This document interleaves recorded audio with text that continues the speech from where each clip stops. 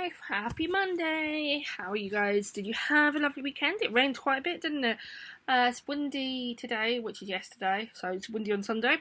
I can hear the wind. It's very, very windy. I hope you're all okay, had a lovely weekend, rested, played some games, spent time with your family, maybe helped cook food, all of that. So today is day 11 of my English lessons for you guys. I've been receiving some great English work. I would love to always receive more though, so any of you guys that haven't been sending in your work, do send it in to me. I do love seeing it. Do you remember when we're looking at doing the long pieces of writing, or like sentences? I do expect like year 5 level work. Some of you guys might have forgotten you're in year 5 and are helping me with year 2. So I want to see some awesome work. You're going to show me some awesome work. I have loved receiving your emails, and I will continue to love receiving them, and I will email you back. So we're going to bubblify myself. Bubblify. Today is Monday the 29th of June 2020, and it's Myths and Legends lesson 11. You know the drill. Pencil, pen, paper, and the booklet number 11. Now, I have a bit of a confession to make. I have only sent this week's documents to Miss Yadav about, I don't know what time it is now, like about 2 o'clock on Sunday. So they should be up hopefully first thing on Monday. If they're not, they will be up by the end of Monday, I hope. If not, I'll email them to you, okay guys? But I'm not going to show you how to get to them, because first of all, you know how to do that, and second of all, it won't be uploaded yet, so there's no point in me showing you because it isn't there. Okay, so grab the stuff you need. You should already have it. Hopefully it's on the website. If not, I'll email it to you. And the LI today is you'll be able to understand the myth of Perseus. So you can be able to understand how myths are written, understand who Perseus was and the moral of the myth, and you're able to understand the difference of the importance of different characters. Words, mouth, brain. Okay, data and LI, you know the drill. So pause the video if you need some more time. Okay, I'm going to do a bit of a recap. So, in the following myths, does the concept of eternity appear? And if so, explain how. Now, I want to see your answers. I'm not going to give you the answers, so I want to see what you think. So write down what you think in full sentences, giving an explanation as to how you think eternity appears and why, and do you think it appears? Okay, you will need to pause the video because, you know, you're not magic. And then this is the second task, and it's using the word cunning. Are any of the characters cunning in those 4 myths? Again, I want to see what you think rather than me giving you the answers to these. Okay, so you write down what you think and let me know. And remember, the cunning one says if so, who and how. So pause the video while you finish cunning and eternity vocab recap. Anyway, right, moving swiftly on. We are going to look at Atlas. We read the myth of Atlas a while ago. And I want you to label each of these statements with a true or a false. Atlas was a god. Atlas fought against Zeus in the War of the Titans. True or false for both of those 2 statements? Okay. This is a filling in the gap exercise. You guys are awesome at it now. You might need to look at some of your notes again, and that's absolutely fine. There's no point making notes if you're not going to look at them, right? So, most Titans were condemned by Zeus to spend the rest of in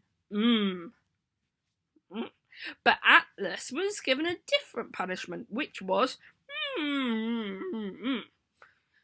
Today, an Atlas is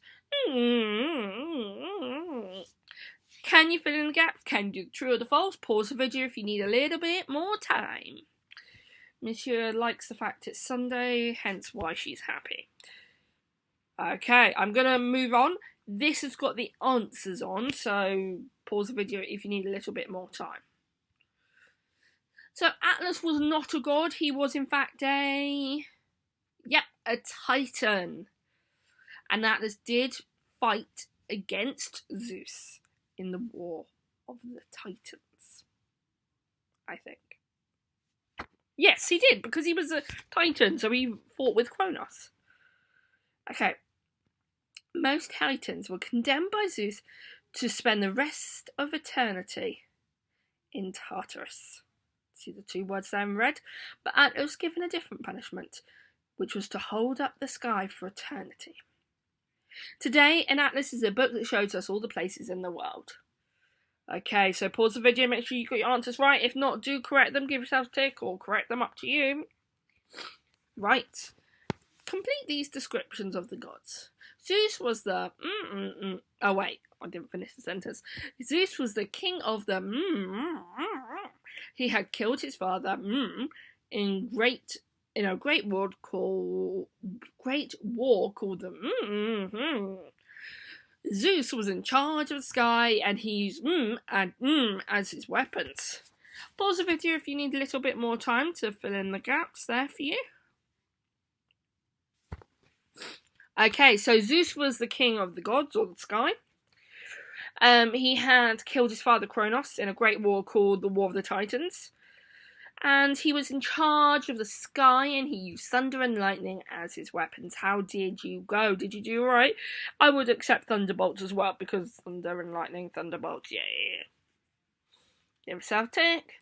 Okay, a little bit more recap. Oh, I'm going to need to move my bubble. Should I move it there? Yeah, you guys can see me there. That's me. Right. Hades was the god of the where the ancient Greeks believed that would spend the rest of Hades was the guardian of that world and in charge of the spirits which live there. He was the brother of and Athena was the goddess of and her most famous symbol is the owl. She was the daughter of Zeus, who was the king of the Athena guided many heroes through her wisdom and helped many heroines exact revenge on villains who had harmed them.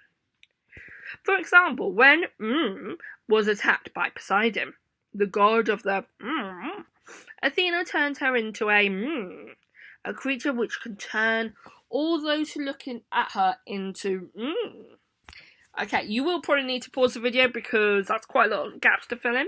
I'm going to go on, so pause the video. Oh, I broke something. While I go on to the next slide. So, Hades was the god of the underworld, where the ancient Greeks believed their dead would spend the rest of eternity. Hades was the guardian of that world and in charge of all the spirits which lived there. He was the brother of Poseidon and Zeus. Or Zeus and Poseidon. Either or, doesn't matter, it's still correct. Athena was the goddess of wisdom, and her most famous symbol is the owl. She was the daughter of Zeus, who was the king of the gods, or the sky. Athena guided many heroes through her wisdom and helped many heroines exact revenge on the villains who had harmed them.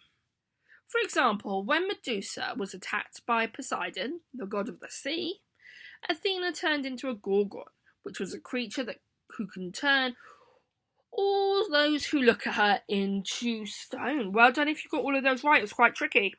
Okay, so there's 5 words here. We know these words, so I want you to write down the definitions of these. Try and do it from memory if you can. If not, have a look at your glossary. So the 5 words are exquisite, virtuous, famine, drought, and mustering. Have a go, pause the video so that you can write down what you think these words mean. If you don't want to write them down, that's fine. Maybe tell somebody. Maybe tell your little brother or your sister, your grown-ups, your older brother or sister, your aunt, your uncle, your dog, your cat, your goldfish, your imaginary pet crocodile. I have one of them. It doesn't like anybody, especially in the morning. Cool. So I'm going to carry on to the next slide, which tells you the definitions. So exquisite, remember, is extremely beautiful and delicate, and that's an adjective. Virtuous, having or showing high moral standards, another adjective. Famine, that's extreme scarcity of food, so no food around, that's noun.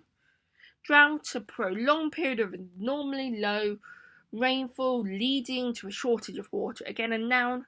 And mustering is to collect or assemble, that's why and that's a verb. On boats, on cruise ships, there's always muster points. And when you go on a cruise, you are told your muster point is like lifeboat 13. So, for example, if for any reason you would have to get off the ship or the boat because of a failure with the boat and the boat might be sinking or there's a fire, you would muster at your muster point, which is your gathering point, at lifeboat 13. Well done if you got all of those right. Yeah, I think I was lifeboat 13 when I went on a cruise a couple of years ago. Unlucky for some, hey. I survived. So, we've got quite a few new pieces of vocabulary again today. Add these to your glossary, you know the deal now. So, an heir. And that's a person legally entitled to the property or maybe the rank, so maybe queen or king, of another person on that person's death. And that's a noun. So, for example, the heir to the throne of England, well, of the United Kingdom and the Commonwealth, once the Queen dies, is Prince Charles. The second heir would be Prince William. Then it's George, Charlotte, Louis, Harry, Archie, and then I get a bit sketchy. That's not too bad. I can do the first 1, 2, 3, 4, 5, 6, 7. I can do the first 7 in line to the throne. That's not too bad, I don't think. So, in spite of, and that means it's a phrase, and it means without being affected by the particular factor mentioned. So, in spite of the weather, or in spite of the rain, I still went for a walk. So, it doesn't matter that there's rain, I still went for a walk. Merely. And that means just or only, and that's an adverb way to describe it. So, the dog merely wandered out of the house. Only just about wandered out. Callously. In a way that shows an insensitive and cruel disregard for other. That's an adverb as well. Blame. Feel or declare that someone or something is responsible for a fault or wrong. That's a verb, but then there's also a noun for blame, and that's responsibility for a fault or wrong. So, for example, I lay the blame on you, is a verb, and the blame is held by. Okay, so, empty-handed, having failed to obtain or achieve what one wanted. So, Miss Ewer went to the shops yesterday. I didn't. I had to go and get a few bits. And I came back empty-handed for parsnips. My mum didn't tell me she needed parsnips, and I didn't get the text. That's an adjective. Banquet, an elaborate and informal event. Evening meal for many people, and that's a noun. Or to entertain with a banquet is a verb. Fantastic. So, we are going to go on to today's tasks. Okay, so, hopefully when you come to do yours, or go onto the website, let me see, look, you can see that I was doing work. Oh look, class charts. Let me show you. Great. So, at the moment, it won't be there, I highly doubt. But it will be under week 5, okay? So, under week 5 will be the English lessons for you, okay?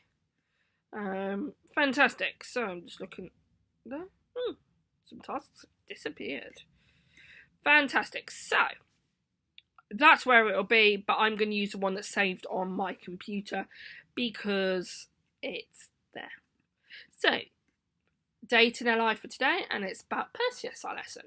So, the first thing I want to discuss is this. Okay, so every myth starts with a fronted adverbial, and it's based on time. So long ago, many years ago, back when the earth was round, something like that. And then it tells us who. There lived a very frightened man. If you go back and look at the myths we've read before, you'll notice again that is the yellow bit is always there. So let's have a quick look. If we go back and look at, I can't remember if that was a myth. It's been doing too much work today. So this wasn't the beginning of the myth. That's not going to help us. Let's go to lesson 7. So,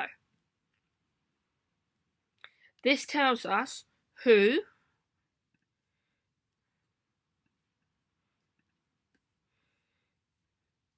and then this tells us when. Do you see? So, 2 different things, but it always happens. I'm not going to save that. Anyway, back to today's lesson. Long ago, when fortune tellers told the truth, there lived a very frightened man. He lived in Tyrines, and his name was King Acrisius. King Acrisius had one child only, a lovely girl called Danae. Being very anxious to have a son to succeed him, Acrisius sent to ask the oracle of Apollo, that means the most clever person of Apollo, what he had done. That meant that male heir was denied to him. Back in these days, you had to be male to be allowed to rule. In fact, it actually only changed a little while ago, a few years ago, just before Charlotte was born, Princess Charlotte. They changed the law. So, for example, before Charlotte was born, if Charlotte was born, she wouldn't be next in line to the throne. It wouldn't be William, George, then Charlotte. It'd be William, George, then Harry. Okay? So it was all about being a man. The men were seen to be the important ones. His question was not answered. Instead, the oracle warned him that his daughter would have a son who would kill him. "We'll see about that," cried Acrisius, and vowing that Danae should never marry, he shut her up in a tower at Tyrines, which was plated all over with brass so that it shone in the sun like gold. Who else got shut in a tower in a fairy tale? Can you remember? What story is this like? What fairy tale story? Yeah, Rapunzel. So, the brass plates have gone from it today, but you can still see the brass nails embedded in the stone which once held them in place. But Zeus had taken a liking to Danae, and one night approached the tower. The brass plates were no deterrent. That means didn't put the almighty Zeus off. He broke into Danae's palace of entrapment. Soon later, they had a son called Perseus, who was born there in the prison tower at Tyrines. When Acrisius heard that, in spite of all his precautions, so in spite of everything he'd done, he had a grandson. He was filled with anger and fear, and these passions made him cruel. He would not believe that Zeus was the child's father, but said that it was Proteus, his brother, whom he hated, who had stolen the key for the brass tower and married Danae in secret. He had a great wooden chest made, and he put Danae in it with the baby in her arms and callously pushed it out onto the rippling waters of the sea. As he did this, he thought to himself, "It'd be a terrible crime to kill my daughter and my grandson. Besides, I have to think of myself. The immortals would send a curse upon me. I cannot kill them. No, I am merely dispatching them across the sea, so just sending them across the sea. I am not in the wrong." He looked back at the wooden chest with his daughter in it. If the waves fill the chest and make it sink, I am not to blame. Away floated the chest over the deep blue sea and out of sight, and soon the waves began to rise and the winds to blow. And Danae wept with fear and clasped the baby Perseus close to in her arms. "Oh, what a fate is yours," she sobbed, "and yet you do not cry, but sleep as peacefully as ever, feeling no terror of this dreadful place.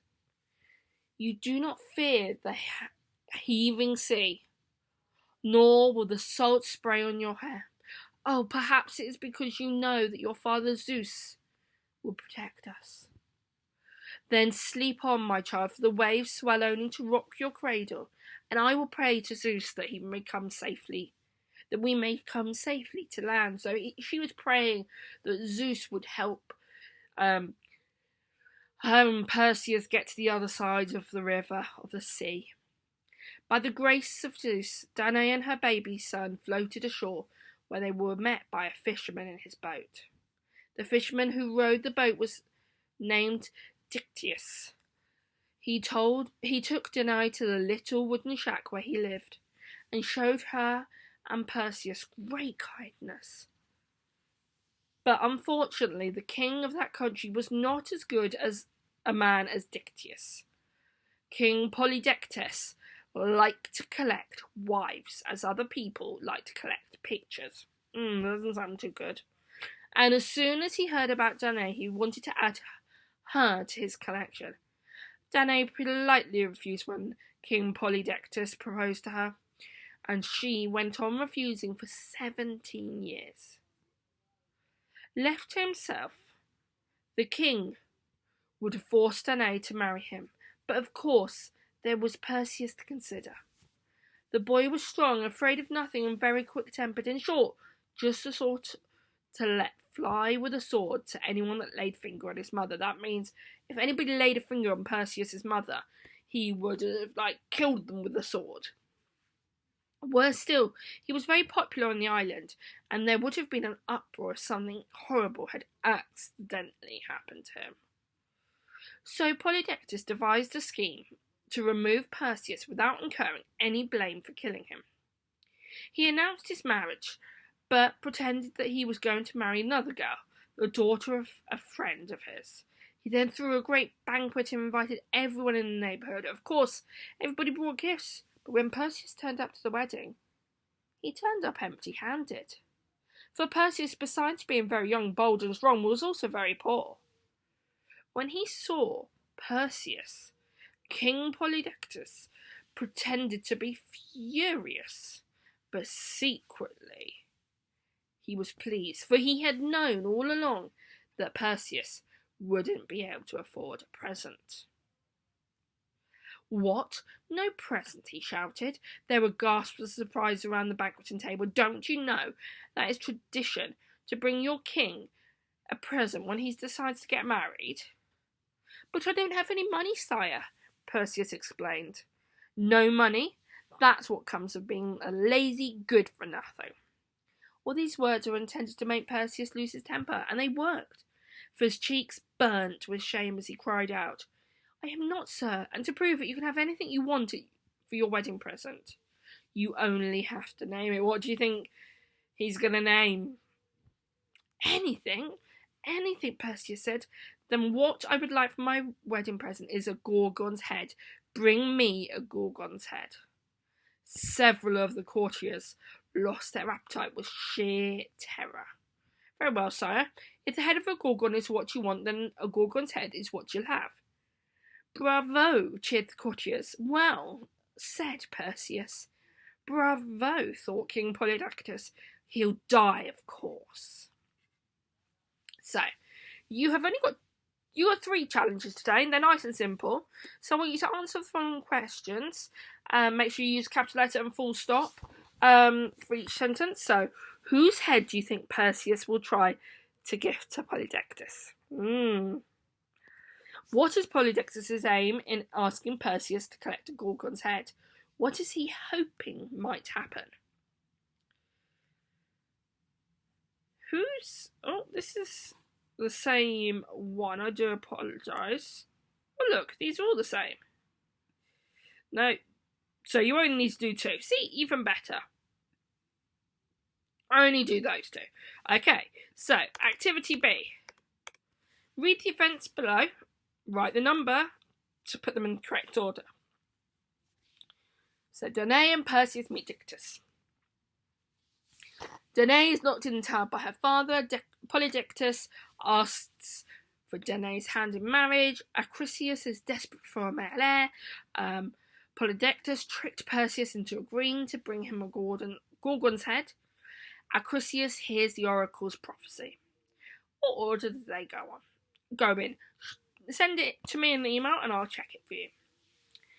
And then finally, I want you to summarise the myth of Perseus so far in just 3 sentences. They better be good sentences. Use commas to help you. You might want to use the words cunning and persistence. Okay, that's amazing. Well done today. There's been lots of learning today. Lots of learning for me, lots of learning for you. I hope you have a lovely rest of your day. Enjoy the rest of Monday, and I will see you tomorrow, guys. Bye.